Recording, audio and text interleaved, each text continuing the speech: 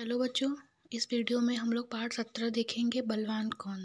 ठीक है, ये आपके हिंदी सागरिका बुक का क्लास 2 का पाठ 17 है, बलवान कौन। तो हम इस पाठ से ये जानेंगे कि बलवान कौन है। तो इसमें एक चींटी और हाथी की कहानी है, आइए देखते हैं।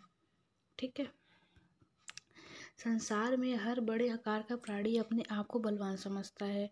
हम बच्चे भी आकार में बड़े प्राणियों को अधिक बलवान समझते हैं, लेकिन ऐसा नहीं होता है। हम जिसको देखते हैं ना कि जो आकार में बड़ा है वो ज़्यादा बलवान है, ज़्यादा ताकतवर है, ऐसा समझते हैं, लेकिन ऐसा नहीं होता। अरे आप सोच में पड़ गए ना। चलो आपको एक कहानी सुनाते हैं, आप स्वयं ही जान जाएंगे। तो हम कहानी शुरू करते। ठीक। एक बार एक हाथी मस्त होकर अपने शरीर को एक पेड़ के तने से रगड़ने लगा।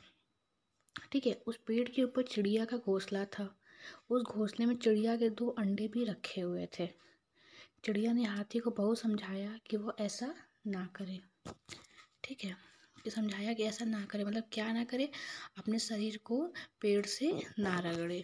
ठीक है, और ऐसा करने से उसके अंडे गिरकर नीचे टूट जाएंगे, मगर मस्त हाथी नहीं माना।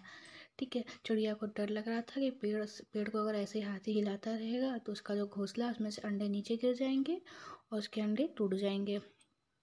उसने पेड़ को इतनी जोर से हिलाया कि चिड़िया का घोंसला गिर गया। ठीक है, और अंडे भी टूट गए।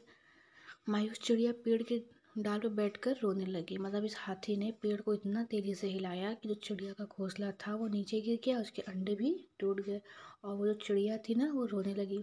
तभी वहाँ एक चींटी आई। उस चिड़िया से उसके रोने का कारण पूछा। जब चींटी आई ना तो उससे पूछी चिड़िया से कि तुम क्यों रो रही हो। चिड़िया ने उसे सारी बात बता दी। चींटी ने चिड़िया से वादा किया कि वह हाथी को जरूर मजा चखाएगी, मतलब बदला लेगी। चींटी ने उस अहंकारी तथा पागल हाथी को एक पेड़ के नीचे देखा। ठीक है, पेड़ के नीचे उसने देखा था चींटी ने हाथी को। उसने हाथी को जोर से ललकारा। एक चींटी को ललकारते हुए, ललकारना मतलब पता है क्या? ललकारना मतलब बेटा होता है जैसे किसी की कमी को दिखाना। ठीक है, तो एक चींटी को ललकारते हुए देखकर हाथी ने उसके छोटेपन की खूब हंसी उड़ाई। हाथी ने चींटी के छोटेपन की कि तुम बहुत छोटे से खूब हंसी उड़ाई, परंतु चींटी ने हाथी की परवाह न की। उसने उसकी सूंड में घुसकर उसे खूब जोर से काटा। जो चींटी थी ना इसके सूंड में घुस गई, खूब जोर से काटा। हाथी बेचारा दर्द से तड़प उठा। हाथी ने बार बार अपने सूंड घुमाकर चींटी को निकालने की कोशिश की, पर सफल नहीं हुआ। ठीक, अंत में उसने हार मान ली। इस तरह चींटी ने हाथी को सबक सिखाया। हमें इससे ये शिक्षा मिलती है कि हमें किसी भी चीज़ों को, किसी प्राणी को, व्यक्ति को, किसी भी चीज़ों को अपने से छोटा नहीं समझना चाहिए। और शरीर या आकार से बड़ा दिखने वाला हर एक चीज़ बड़ा ही ताकतवर नहीं होता। ठीक बच्चों, अब तो आप समझ ही गए होंगे कि सिर्फ विशाल आकार का होने से ही प्राणी बलवान नहीं होता। ओके बेटा, तो इस पाठ को आप लोग भी बार बार पढ़िएगा, देखिएगा। ठीक है, आकार मतलब होता है, सब तरफ देख लेते हैं बस, समझते हैं, लिखना नहीं है। आकार मतलब आकृति, डील डॉल। प्राणी मतलब जीव। मस्त होना मतलब खुश होकर घूमना। मायूस मतलब निराश। वादा मतलब वचन। अहंकारी मतलब घमंडी। विशाल मतलब बहुत बड़ा। इस पाठ का जो प्रश्न उत्तर है वो मैं आपको PDF में सेंड कर दूंगी। सही विकल्प चुनिए। हाथी मस्त और किससे शरीर रगड़ने लगा? पेड़ के तने से। पेड़ के ऊपर किसका घोंसला था? चिड़िया का। पेड़ को जोर से हिलाने पर क्या हुआ? चिड़िया घोंसला गिर गया और अंडे टूट गए। चींटी को ललकारते देखकर हाथी ने क्या किया? चींटी का मजाक उड़ाया। ओके, आगे है सही वाक्य पर सही और गलत पर गलत का निशान लगाइए। चिड़िया ने हाथी को बहुत समझाया। सही। फिर क्या? हाथी ने चींटी का मजाक उड़ाया। सही। चिड़िया के अंडे टूटे नहीं थे। गलत। चींटी ने हाथी से बदला लिया। सही।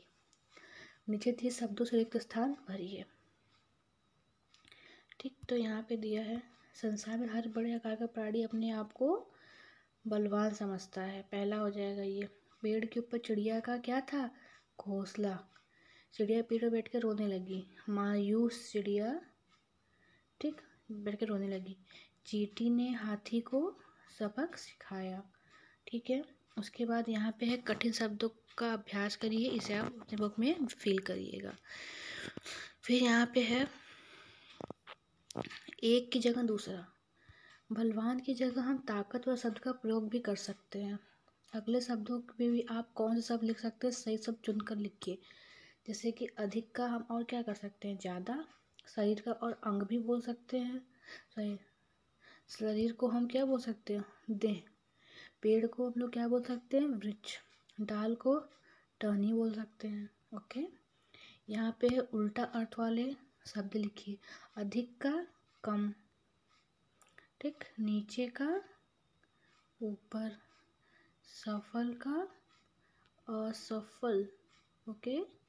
बहुत का कम, बलवान का कमजोर, ओके बेटा। कमजोर, हार का जीत होगा, ठीक।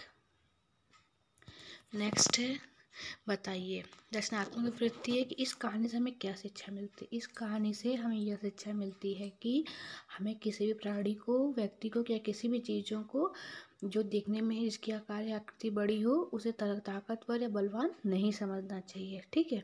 यदि चींटी हाथी को सबक न सिखाती तो हाथी क्या करता, तो हाथी क्या करता, हाथी को अपने आप पे हमेशा घमंड रहता कि वो बलवान है, बड़ा है, तो बहुत ताकतवर है, वो कुछ भी कर सकता है, ठीक। आगे है, नीचे कुछ पशु पक्षियों के चित्र दिए हैं, उनके आकार को देखकर उन्हें क्रम से लिखें। बेटा यहाँ कुछ चित्र दिए हुए हैं पशुओं के, पक्षियों के, इनके आकार की, आकृति के, मतलब कि इनके साइज के अकॉर्डिंग का नेम यहाँ फिल करना है। आप लोग अपने बुक में फिल कर लीजिएगा। ये पार्ट यहाँ पे पूरा हो गया। धन्यवाद।